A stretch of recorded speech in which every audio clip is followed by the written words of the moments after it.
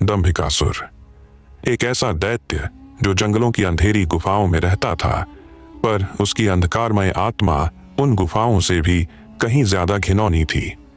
वह कन्याओं का अपहरण करता, फिर उनके साथ ऐसा पाशविक कृत्य करता जिसे सुनकर भी आत्मा कांप जाए। बलात्कार, हाँ, वही घिनौना पाप जिसे दंभिकासुर अपने अधिकार समझता था। कई कन्याओं की चीखें, कई माताओं की गोद सूनी और कई दादी नानियों की आंखें आंसुओं से सूख चुकी थीं। लेकिन अब न्याय की पुकार गूंजने वाली थी। दरबार का दृश्य शांत नहीं, करुण चीखों से कंपाता हुआ एक वृद्धा कांपती हुई, आंखों में आंसू लिए अपनी बहू का हाथ पकड़कर राजा विक्रमादित्य के दरबार में पहुंचती है। उसकी आवाज कांपती है, लेकिन उसमें दर्द की आग है। राजन, मेरी बहू अब बोल नहीं सकती। उसका गला नहीं, उसकी आत्मा लूटी गई है। दंभिकासुर, वही राक्षस, वही नरपिशाच, हमारी इज्जत को नोचकर खा गया। दरबार में सन्नाटा छा जाता है।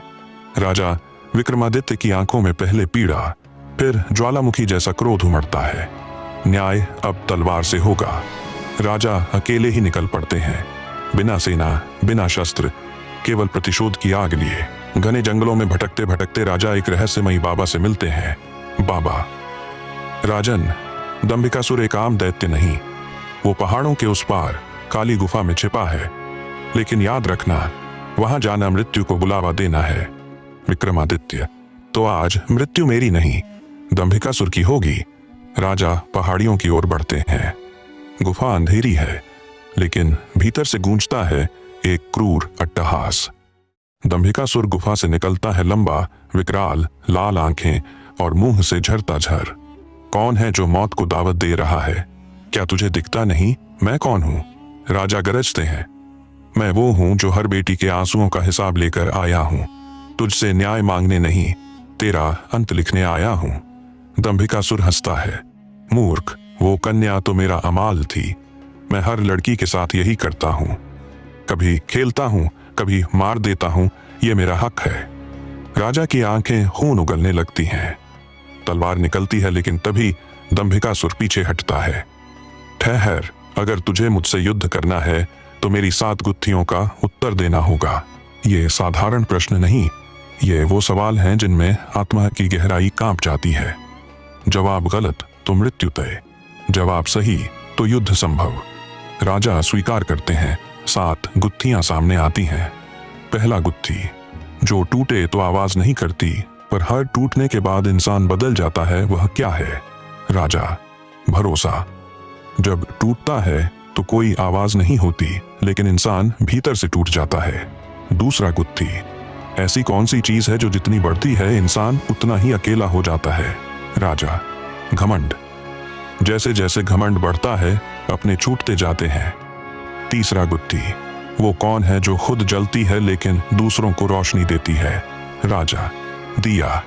और एक माँ भी, दोनों खुद जलकर दूसरों को उजाला देते हैं। चौथा गुत्थी, ऐसी कौन सी चीज है जो दिखती नहीं लेकिन महसूस होती है और सबसे ताकतवर होती है? राजा, प्रेम। उसकी शक्ति शब्दों से नहीं, दिल से समझी जाती है। पांचवा गुत्थी, ऐसी कौन सी दौलत है जो लुटाने से बढ़ती है? राजा, ज्ञान। जितना बांटो उतना ही बढ़ता है। छुड़वा गुत्थी, ऐसा कौन है जो कभी झूठ नहीं बोलता? राजा, समय। वह सच्चाई का सबसे बड़ा गवाह होता है। सातवां गुत्थी, ऐसी कौन सी ताकत है जो बिना तलवार उठाए युद्ध जीत सकती है? राजा, न्याय। जब सत्य के साथ न्याय खड़ा हो तब तलवार की आवश्यकता नहीं पड़ती। हर सवाल विक्रमादित्य के मन को छलनी करता है, लेकिन वे अपने अनुभव, करुणा और विवेक से एक एक उत्तर देते हैं। अंततः 7 गुत्थियों को पार कर राजा रणभूमि में प्रवेश करते हैं। अब रणभूमि आग बरसाता आकाश, धरती कांपती हुई। युद्ध शुरू होता है। तलवारें टकराती हैं, जादुई शक्तियां गूंजती हैं।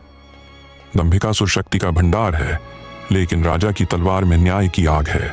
आखिरकार एक तीव्र प्रहार, दंभिकासुर की छाती चीर दी जाती है और उसकी रूह चीखते हुए उसी गुफा में जलकर भस्म हो जाती है। अंतिम दृश्य, राजा विक्रमादित्य थके हुए, लेकिन आंखों में संतोष। मैंने किसी बेटी का अपमान नहीं, बल्कि पूरी स्त्री जाति का सम्मान वापस लौट आया है। यह कहानी सिर्फ न्याय की नहीं, बल्कि उन आवाजों की है जो सालों से दबाई जाती रही हैं। अब वो आवाजें गूंजेंगी, क्योंकि जब अन्याय अत्यधिक हो जाए तो न्याय खुद तलवार बन जाता है।